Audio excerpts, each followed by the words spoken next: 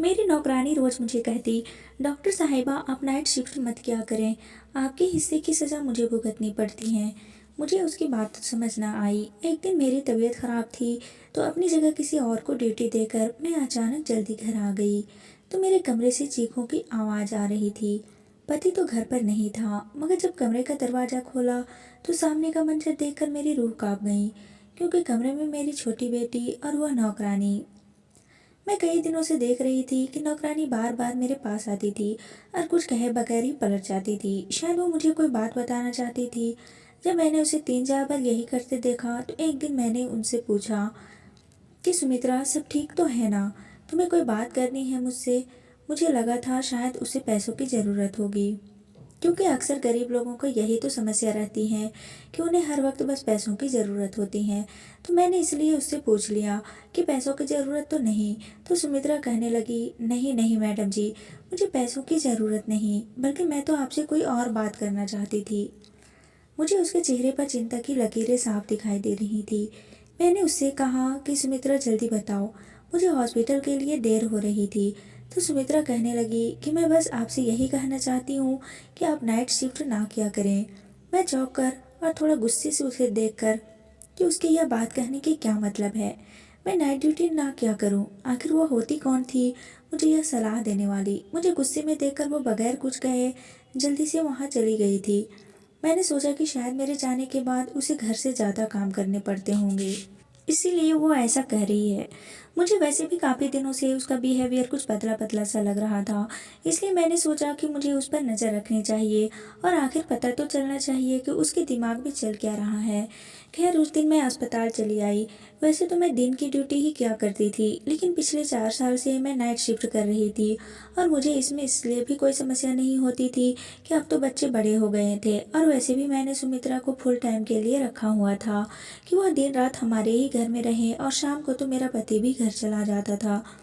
ये तो इसलिए मुझे कोई चिंता नहीं रहती थी।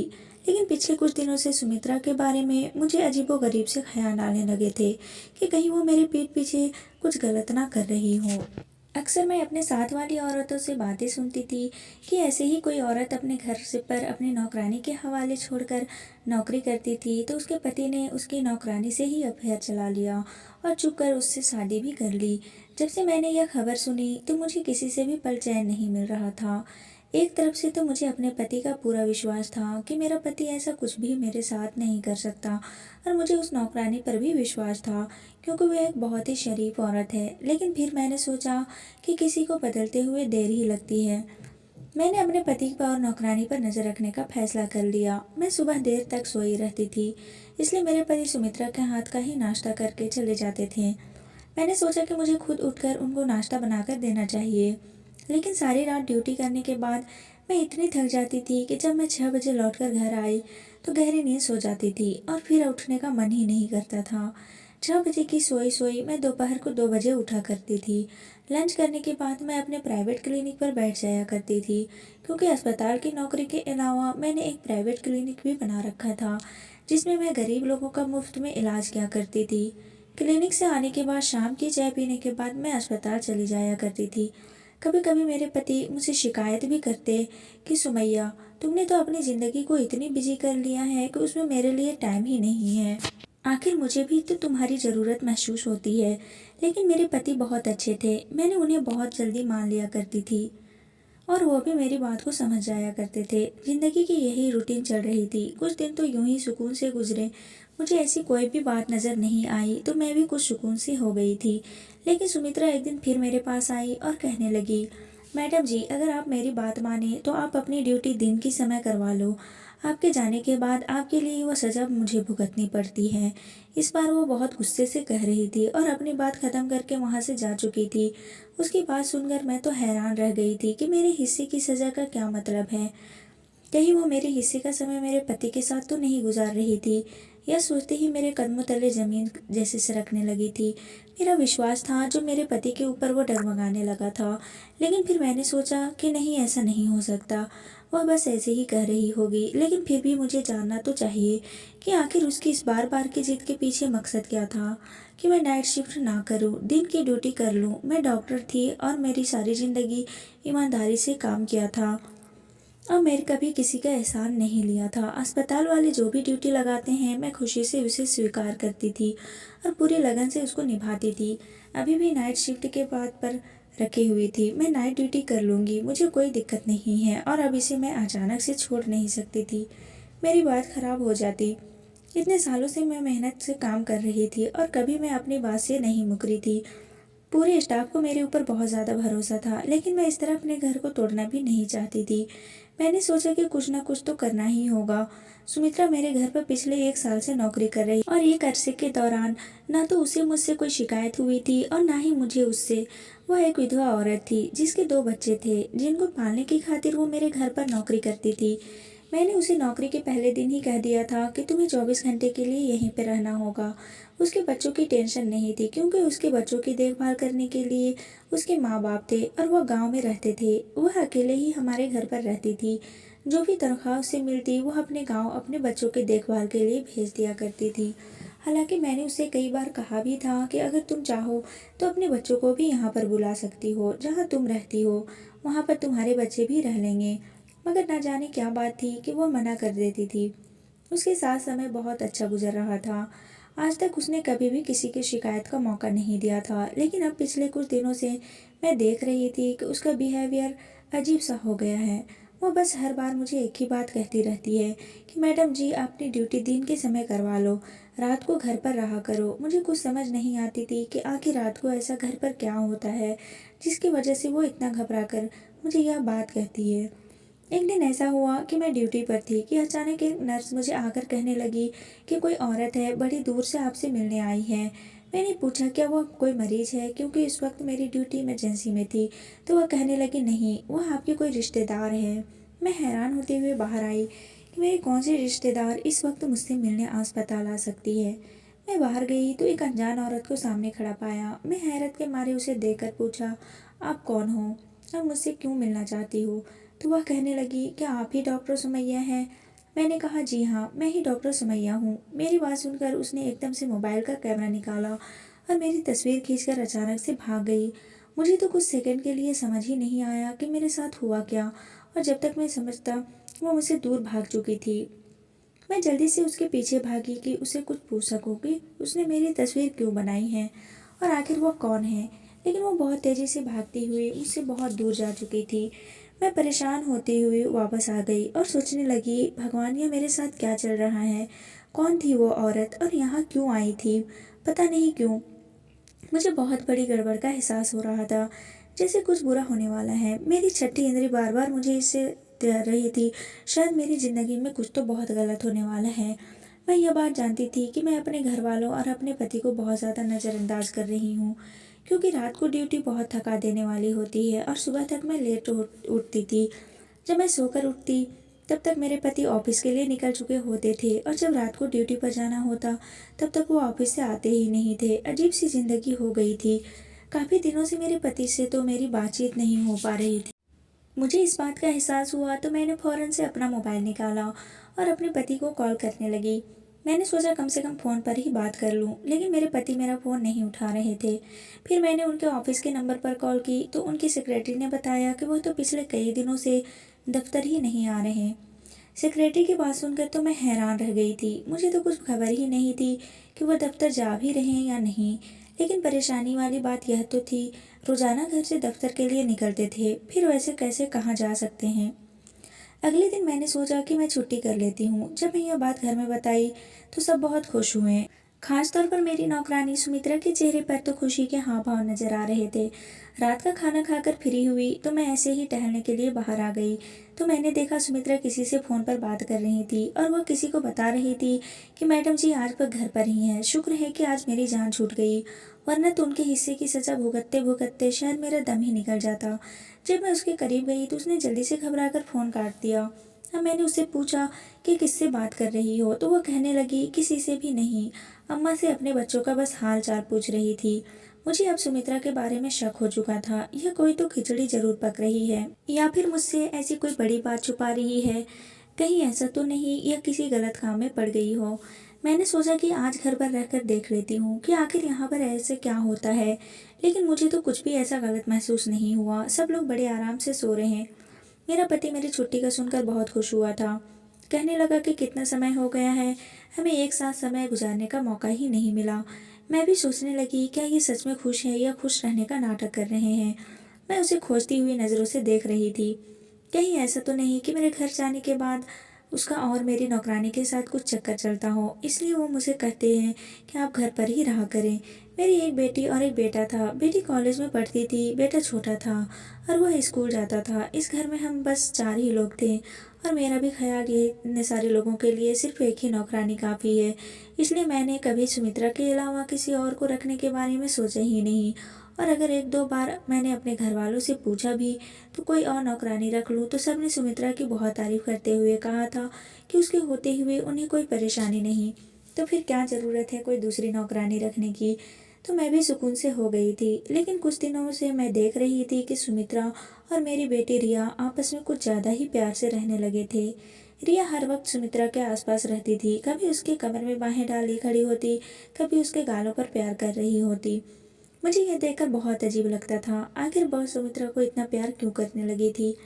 मैंने यह भी देख रही थी कि रिया तो सुमित्रा के करीब जाने की कोशिश करती थी, उससे प्यार करने की कोशिश करती थी, लेकिन सुमित्रा उससे दूर भागती थी। खैर उस दिन मैंने पूरा दिन और पूरी रात घर पर रहकर देख लिया था। मैं अस्पताल भी नहीं गई थी और क्लिनिक पर भी नहीं बैठी थी।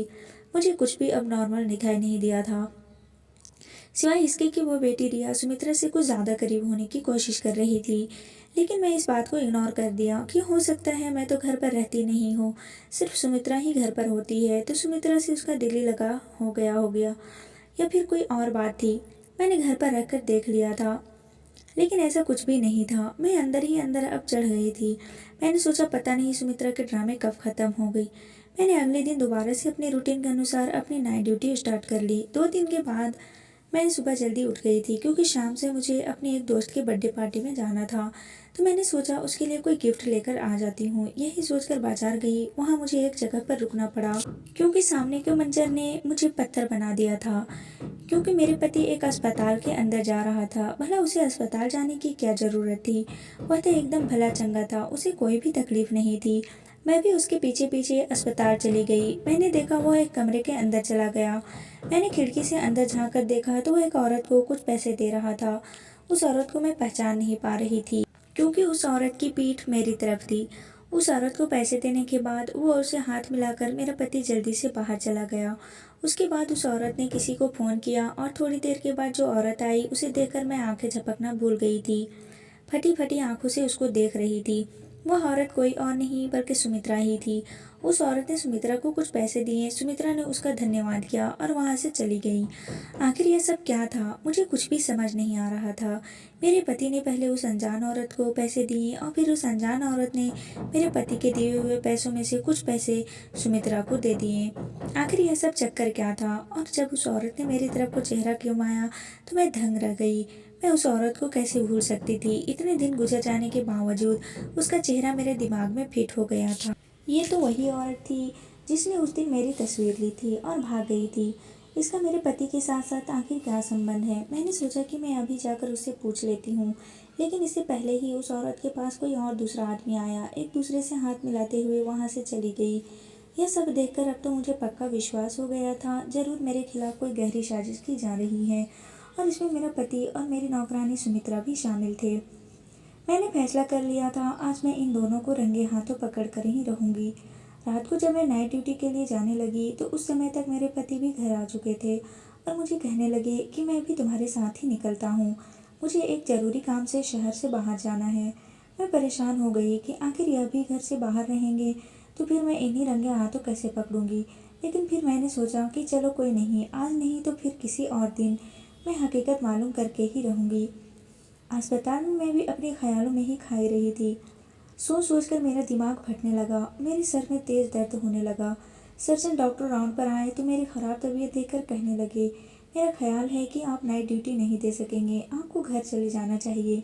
सर में इतनी तेज़ दर्द था कि मुझे भी लग रहा था कि मैं यहाँ अब और ज़्यादा देर नहीं रुक सकती, वरना मेरी तबीयत और ज़्यादा ख़राब हो जाएगी। मैं अपनी जगह किसी दूसरे डॉक्टर को ड्यूटी दी और बगैर बताए घर चली आई। आज से पहले मैं कभी यूं अचानक रात के समय घर पर नहीं आई थी। दरवाज़ा बंद था। मैंने सोचा उन लोगों को जगाने से अच्छा है मैं खुद ही अपनी चाबी से दरवाज़ा खोल लूँ। अंदर दाखिल होते ही मुझे अंदाज़ा हो गया, शायद मेरे पति अभी तक घर वापस नहीं लौटे थे, क्योंकि उनकी गाड़ी वहाँ पर नहीं थी। मैं अपने कमरे की तरफ बढ़ने लगी थी कि अचानक मुझे चीखों की आवाज़ सुनाई दी। आवाज़ ऊपर से आ रही थी। मैं भागते हुए ऊपर गई तो चीखों की आवाज़ अभी भी मेरे छोटे बेटे के कमरे से आ रही थी। मैंने आगे बढ़कर दरवाज़ा खोलने लगी। एकदम से दरवाज़ा खोल दिया। सामने का मंजर देखकर तो मेरी खुद की चीखें निकल गई, क्योंकि वो मंजर ही ऐसा था जिसने मेरी रूह हिलाकर रख दिया था। मैंने देखा कि मेरी बेटी मेरी नौकरानी को बुरी तरह से पीट रही थी, और वो चीखों की आवाज़ भी मेरी नौकरानी सुमित्रा की थी। मैं जल्दी से आगे बढ़कर उसे हटाया तो वो भी मुझे देखकर परेशान हो गई। सुमित्रा जल्दी से मुझे देखकर मेरे पास आई और मेरे पीछे छुप गई। कहने लगी, मैं इसलिए तो आपको कहती थी कि आप नाइट शिफ्ट ना किया करें, क्योंकि फिर आपके जाने के बाद मेरे साथ ऐसा ही होता है, और यह आज से नहीं बल्कि कई दिनों से हो रहा। मैंने अपनी बेटी को गुस्से से देखते हुए पूछा कि आखिर तुम सुमित्रा को क्यों मार रही हो? आखिर उसने ऐसा क्या किया है जो तुम यूँ उसकी बुरी तरह से तरीके से पिटाई कर रही हो? मेरी बेटी ने आगे बढ़कर मुझे भी एक जोर का धक्का दिया। कहने लगी, आप हम माँ बेटी के बीच में मत बोले। आज जो भी हैं यहाँ से चले जाएं। उसकी हालत अजीब सी हो रही थी। मैं फटी फटी आंखों से अपनी बेटी को देख रही थी। वह क्या बक रही थी। मैंने कहा, यह तुम क्या कह रही हो? मैं तुम्हारी माँ हूँ, यह तुम्हारी माँ नहीं। मुझे लग रहा था जैसे वो अपने होशो हवास में नहीं है। दूसरी तरफ सुमित्रा बहुत बुरी तरह से डरी हुई थी। उधर रिया की हालत भी खराब होने लगी थी। वह गुस्से के मारे कमरे में सामान इधर उधर फेंकने लगी थी। मुझे लगा कि वो कहीं वो अपने आप को नुकसान ना पहुंचा दे। मैंने जल्दी से अपने साथ लाए बैग में से नींद के इंजेक्शन निकाला और रिया को लगा दिया। अब वो सुकून से बेड पर लेटी हुई सो रही थी। मैं इस सब सूरत हाल से बहुत ज़्यादा परेशान हो चुकी थी। सुमित्रा अलग डरी खड़ी हुई थी। मुझे समझ नहीं आ रहा था कि आखिर यह सब क्या हो रहा था। मैंने पूछा कि यह सब क्या हो रहा है, कब से हो रहा है, और तुमने मुझे बताया क्यों नहीं? तो वह कहने लगी कि आप मेरे साथ आए, मैं आपको सब कुछ बताती हूँ। मैं अपनी बेटी को देख देख कर परेशान हो रही थी कि आखिर उसे क्या हो गया है। वह मुझे पहचानने से इनकार क्यों कर रही है। सुमित्रा कमरे से निकलकर नीचे की तरफ भागी कि जैसे एक मिनट भी यहाँ पर रुकी तो रिया उसे फिर से ना पकड़ ले। मैं भी परेशान होते हुए नीचे आ गई तो वह कहने लगी कि यह सब कुछ जो भी आपने देखा वह आपकी वजह से ही हो रहा है। मैंने ना कितनी बार आपको कहा कि आप नाइट शिफ्ट ना किया करें, आप रात को घर पर रहा करें, मगर आप तो कुछ सुनने को तैयार ही नहीं थी। आप याद करें कि आपने आखिरी बार बच्चों को कब साथ बैठकर उन्हें प्यार किया था, या उनके दिल की कोई बात सुनी थी। उसकी बात सुनकर एक पल को मैं चुप हो गई, क्योंकि वो सच कर रही थी। मुझे बचपन से ही डॉक्टर बनने का बहुत शौक था, इसलिए मैंने बहुत मुश्किलों के बाद अपने इस शौक को पूरा किया था। मेरे पति बहुत अच्छे थे और मेरे इस शौक के बारे में अच्छी तरह जानते थे, इसलिए उन्होंने शादी के बाद भी मुझे पढ़ने से नहीं रोका, और बच्चे होने के बाद उन्होंने मुझे नौकरी करने की भी अनुमति दे दी। और शुरू से ही मेरे बच्चों को नौकरों ने ही पाले थे। मैं भी अपनी पूरी कोशिश करती थी कि अपने बच्चों को समय दे सकूं, लेकिन एक डॉक्टर होने के नाते मेरी बहुत ज़्यादा जिम्मेदारियां होती थी और मेरा ज़्यादातर समय अस्पताल में ही गुजरता था। लेकिन उसके बावजूद मैं हमेशा कोशिश की थी कि अपने बच्चों को एक अच्छी परवरिश और उन्हें एक अच्छी शिक्षा दे सकूं। हालांकि मैं उन्हें ज़्यादा समय नहीं दे पाती थी, मगर इसका मतलब यह तो नहीं कि मैं उन पर ध्यान नहीं देती थी और उनसे प्यार नहीं करती। मेरी नौकरानी कहने लगी कि रिया धीरे धीरे डिप्रेशन का शिकार होने लगी थी। उसे माँ बाप का प्यार की सख्त ज़रूरत थी। उसे नहीं मिल रहा था क्योंकि उसके माँ बाप के पास उसके लिए समय नहीं है। मगर वो छोटी ही कॉलेज में गलत संगत में पढ़कर गलत आदतों का शिकार हो गई है। उसे माँ के प्यार की ज़रूरत होती है जो उसे नहीं मिल पाता। वह दिमागी मरीज बन गई। वो अपने अंदर की भड़ास और गुस्सा मुझे को मार पीट कर निकालती। उस समय उसे लगता कि मैं उसकी माँ हूँ, और वो क्योंकि आपके पास कभी कोई शिकवा नहीं कर पाई, आपको कुछ नहीं कर पाई, इसलिए वो मुझे अपनी माँ समझते हुए उन पर अपना गुस्सा निकालती है। और जब सुबह होती है तो वो मुझसे ना सिर्फ माफ़ी मांगती है बल्कि मुझे बहुत सारे पैसे भी देती है, ताकि मैं आपको कुछ ना बताऊं। मैडम जी, मैं गरीब हूँ, बच्चों का और बूढ़े माँ बाप का पेट में अकेले पालती हूँ। रात को जो मारपीट और तकलीफ में सहती थी, सुबह जब आपकी बेटी मुझे पैसे देती है तो मैं भूल जाती थी कि रात को मैंने क्या तकलीफ सही है। एक बार दिन में जब रिया मुझसे माफ़ी मांग रही थी और मुझे पैसे देने लगी तो मैं रिया से कहा, रिया तो मेरे ऊपर बहुत जुल्म करती हो, मुझे तुम्हारे पैसे नहीं चाहिए, मैं तुम्हारी माँ को तुम्हारी सारी बातें बता दूंगी। तुम पागल हो, तुम्हें तुम्हारी माँ पागल खाने में डाल देगी, तब तुम्हारे अकल ठिकाने आएगी। पागल खाने का नाम सुनकर रिया डर गई और उसी उसी दिन से उसने मुझे धमकाना शुरू कर दिया कि अगर तुमने मेरी माँ को कुछ भी बताया तो मैं तुम्हारी जान भी ले लूँगी। रिया दिमागी मरीज और धीरे धीरे उस पर पागलपन के दौरे भी पड़ने लगे थे, इसलिए मैं डर गई और आपको कुछ भी नहीं बता पा रही थी। आपको सारी बात तो नहीं बता सकती थी, लेकिन आपको यही कहती थी कि अगर आप घर पर रहा करें। मैंने सुमित्रा से पूछा, सुमित्रा यह सब कब से हो रहा है? सुमित्रा ने मुझे बताया, मैडम जी यह पिछले 1 साल से चल रहा है। रिया का व्यवहार मेरे प्रति अभी आग तो कभी पानी की तरह होता है। कभी कभी लाड और प्यार से जिद करती है, तो कभी कभी अपना सारा गुस्सा मेरे ऊपर निकाल देती है, तो कभी सारी रात मुझे अपने मनपसंद खाने बनवाकर मेरे हाथों से खाने की जिद करती है। तो वो सब कुछ जो एक बेटी अपनी माँ से चाहती है। वो मुझसे कहती थी कि मैं उसकी माँ बनने का नाटक करूँ, उसे वह खूब खुशियाँ दूँ जो एक माँ अपने बच्चों को देती है। और जब मैं उसकी जिद पूरी करने से मना कर देती तो वो गुस्से से पागल हो जाती है और मुझे पीटने लगती है। सुमित्रा की बातें सुनकर मुझे अब एक समझ में आ गया कि सुमित्रा क्यों कहती थी कि मैडम जी आपके हिस्से से की सज़ा मुझे भुगतना पड़ती है, क्योंकि शायद वो सारा गुस्सा मेरे लिए होता था जो मेरी बेटी सुमित्रा पर निकाल देती थी। मैं तो कभी सोच भी नहीं सकती थी कि मेरे बच्चों के साथ यह सब चल रहा होगा, लेकिन मेरे पति का उस दिन उस औरत से मिलने का क्या प्लान था जिसने मेरी तस्वीर खींची थी, और यह सब सुमित्रा के अलावा और कोई नहीं बता सकता था।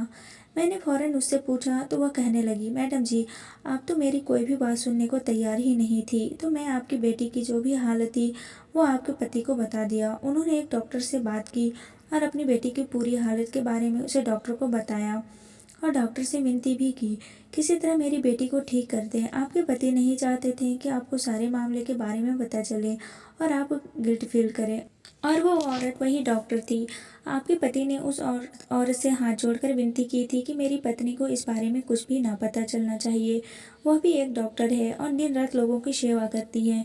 आपके पति कह रहे थे, मैं चाहता हूँ कि मेरी पत्नी यह सब कुछ जानने से पहले ही मेरी बेटी ठीक हो जाए। उस डॉक्टर ने आपके हॉस्पिटल का एड्रेस ले लिया था और उस दिन से आपके पति उस डॉक्टर को उसकी फीस दे रहे थे। मैं डॉक्टर की मदद कर रही थी और वो जब भी मुझे अपने क्लिनिक बुलाती मैं चली जाती थी और वो मुझे आपकी बेटी के बारे में सवाल जवाब करती थी। इसलिए उसने उस दिन मुझे भी कुछ पैसे दिए थे। उस दिन आपने हमें देख लिया होगा। एक दिन उस डॉक्टर ने मुझे बताया था कि मैं तुम्हारी मालकिन की कुछ तस्वीरें ली हैं। मुझे हैरत हुई। मैंने उस डॉक्टर से पूछा कि आपने मेरी मालकिन की तस्वीरें क्यों ली हैं? तो वह डॉक्टर कहने लगी, इसलिए ताकि मैं तुम्हारी मालकिन को शक में डालना चाहती थी। अब वो शक में पड़ गई है तो आप अपने घर पर ध्यान देगी और अपने बच्चों पर भी ध्यान देगी। उसे लगेगा कि जरूर कुछ ना कुछ खिचड़ी मेरे घर में पक रही है और वो अपने घर पर ध्यान देने लगेगी।